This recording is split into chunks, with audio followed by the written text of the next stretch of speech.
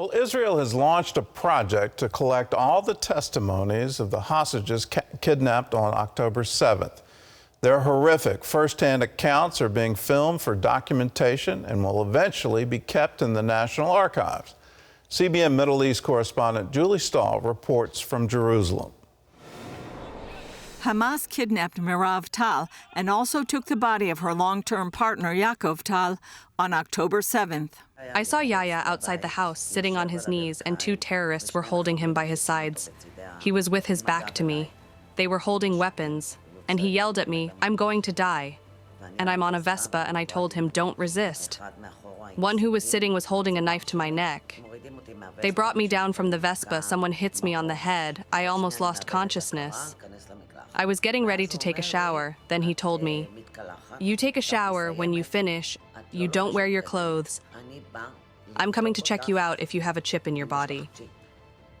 That's just one of dozens of testimonies that's part of the government press office project. The GPO took footage and testimonies from all the hostages that arrived in the first period a few months ago, to make sure that, first of all, the foreign media will exactly know what is going on in Hamas horrible activities that they do in the jails, but also for the next generation, that people are ignoring, people forgotten.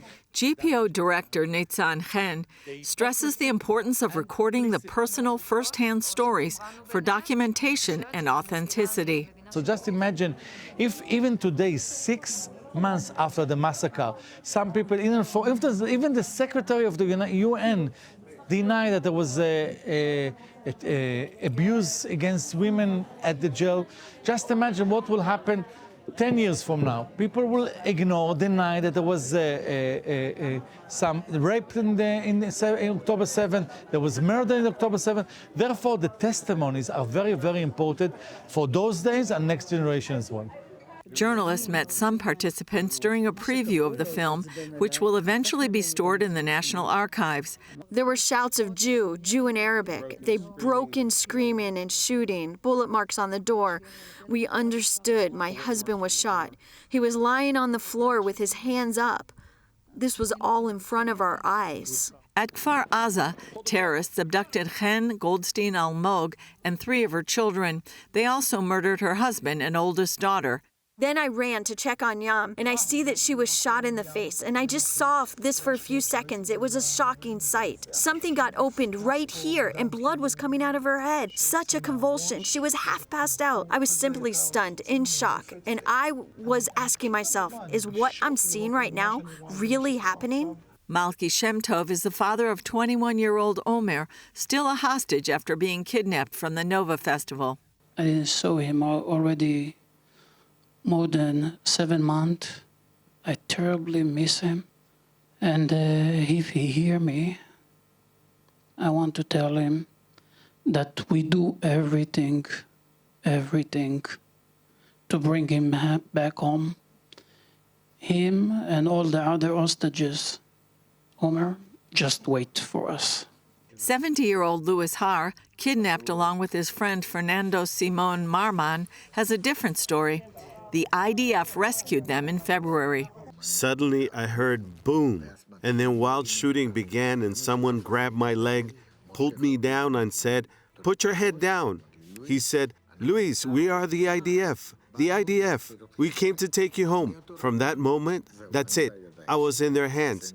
It gave me so much confidence. Louis told CBN News the most important priority is to bring the hostages home. We didn't lose our hope, and I hope that no one here loses his hope, because this is the last thing that needs to happen. We need to be strong in order to do everything to bring the hostages home. He says being in captivity convinced him that belief in coexistence just is impossible. Many of the captors said to me, they don't think we should be here. There shouldn't be a land of Israel. There should only be Palestine. That says that we don't have a partner for peace because they teach their children this from the time they're born. They only value hatred, to buy a weapon, and to kill the Jews. That's what they know. Moshe Or's brother, Avi Natan, was kidnapped along with his girlfriend, Noah Argamani, whose mother has terminal brain cancer.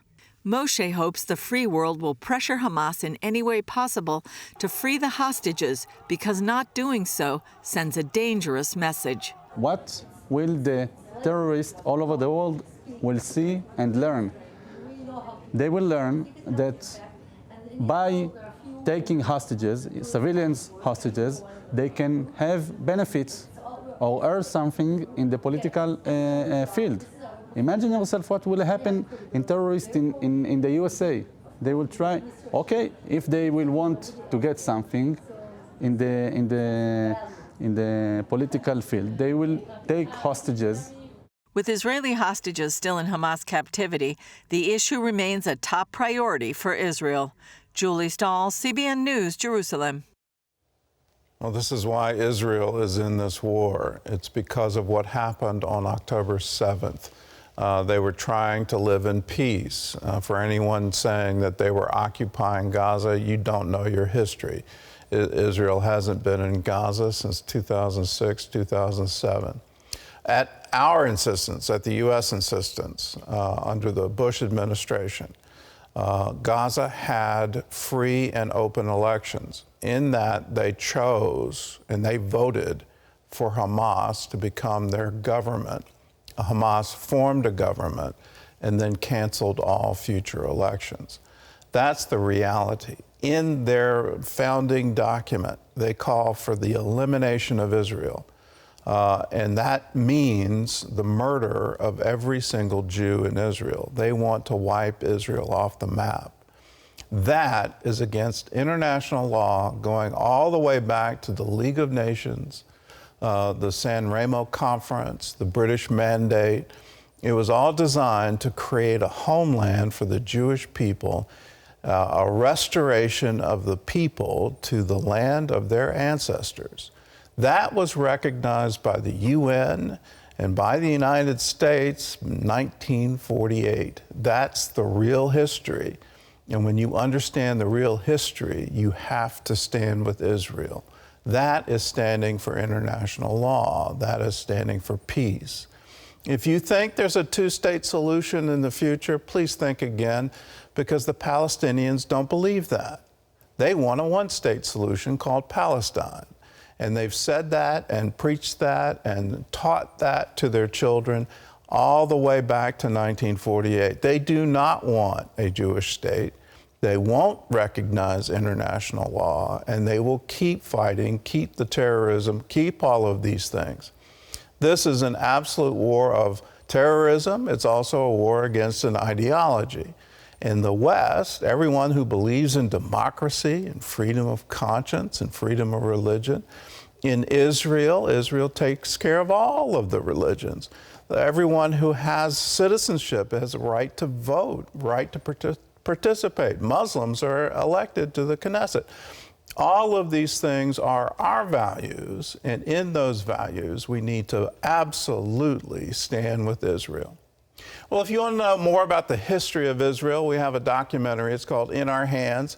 It's the story of Israel's 55th Paratrooper Brigade, the soldiers who reunified Jerusalem and announced to the world the Temple Mount is in our hands. One of the best ways to stand with Israel is to share with others this remarkable story of the truth of the Jewish nation's right to exist. And for a gift of any dollar amount, we'll send you a DVD copy of the film, In Our Hands, The Battle for Jerusalem. You'll also get 4K streaming access, instant access. To get your copy, all you have to do is go to call us, 1-800-700-7000, or you can visit cbn.com/inourhands. Get this documentary. Understand that before 1967, you couldn't, if you were Jewish, it was illegal for you to be in the Jewish quarter of Jerusalem. It was illegal for you to go to the Western Wall. It was illegal for you to go to the West Bank. All the synagogues were desecrated and destroyed. You look at that kind of ethnic cleansing, it will give you a wake-up call as to what we're fighting for and what we're fighting against. Get the movie. Go to cbn.com/inourhands. Give us a call, 1-800-700-7000.